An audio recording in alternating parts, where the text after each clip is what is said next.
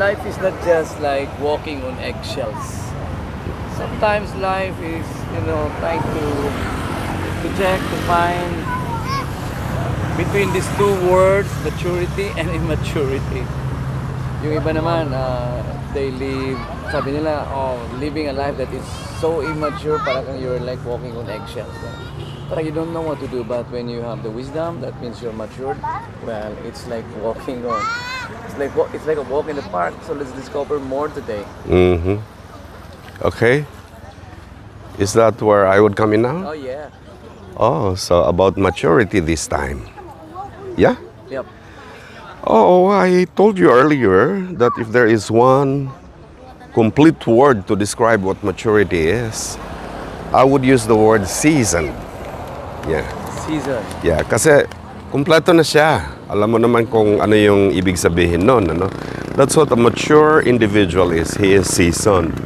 And to simplify it more, para papasok yung ating tawag dito, yung the scientific principles for how one person becomes mature, kung sa fruit pa yung seasonality na pinagsasabi natin, we're referring to a fruit that is ripe or ripened. Okay. But then again, before the fruit becomes ripe, mahaba din naman ang proseso na pinagdaanan nun. Dahil it would involve a lot of nutrients delivered to the branch, okay, for the branch to bear that fruit. And the moment it's there for the bearing, it has to survive through a lot of challenges. The weather, the insects, the other nuisance, the birds and the everything. At pag naporma na kasi siya, ibig sabihin, hindi naman safe. To become mature is you're not living in a safe environment. There will always be triggers and there will always be, what do you call this? Stressors. But if you are lucky, don't have the right term, but if you are lucky enough to survive, meaning it takes a lot of resilience that you survive, that's when you journey towards being ripe or being seasoned. Okay? So that means you are ready to be sprinkled, right? All right, there has to be sprinkling, all of these stuffs, And then there is this pollination by the insects and the birds, and they have to get near you to, pipitas-pitasin ka rin hanggang sa nabuo yung fruit. So there's so much movement. There's so much not only movement but process involved, the delivering of the nutrients in the making of the fruit, the growing process, the nurturing, the weather, and the everything. And that's why in terms of human beings, our growing process, which alam mo naman yan, it also involves, we talk over this place here, yung pinaka-importanting ingredient, which is the fertilizer, which is what gratitude is all about, if you recall. Okay? And the moment we're there already to survive everything, enough for us to become seasoned, in the case of human beings, we're seasoned by the external events, the experiences that we have passed through.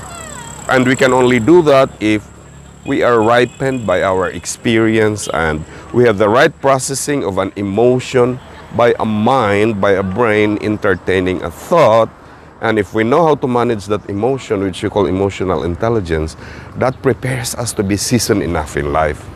Because So it doesn't go with age only, right? definitely it doesn't really go with age. Kalokohan na naman yan. Although there's maturity with age, but the maturity in terms of one's seasonality has to depend on how he uses his intellectual and emotional acumen, because it takes a balance between the two to be able to display the attitude of a real mature person. Where in the case of na mature na ripen na siya, or seasoned na, you will see the trace in the person with an attitude or a character or an expression of responsibility and commitment. Like by their fruits you shall know them, right? Yes, okay. And he will be very independent as to the decisions to make. He is not afraid to make decision. But it's not only the what you call this, the resilience, the braveness to make a decision.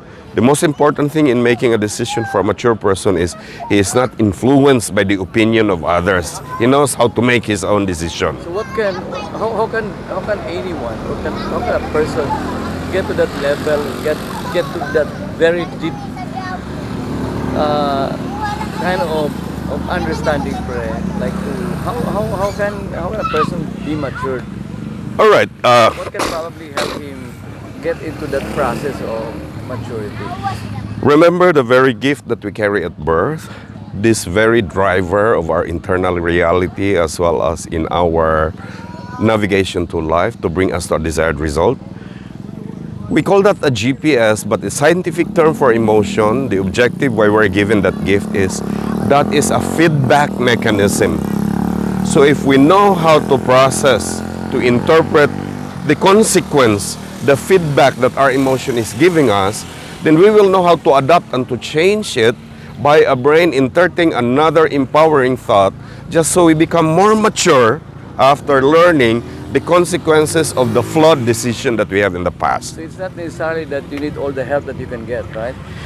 Well, a mature person also is not afraid to seek for help, but the help is secondary, because what is more important is we have to be ready and we have to harness the capacity to decide on our own, because if there is ever any help, well, help from the outside is also important, but the help that we should prepare ourselves that comes from the inside is the one that we need more in order to mature, because we're the ones who know the consequences of our choice.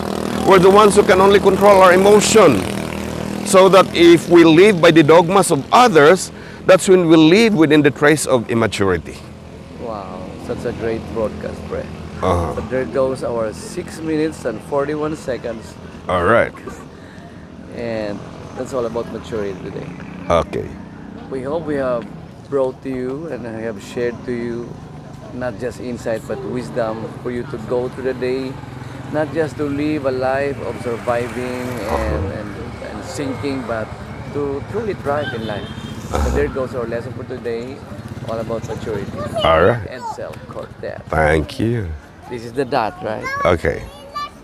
Go.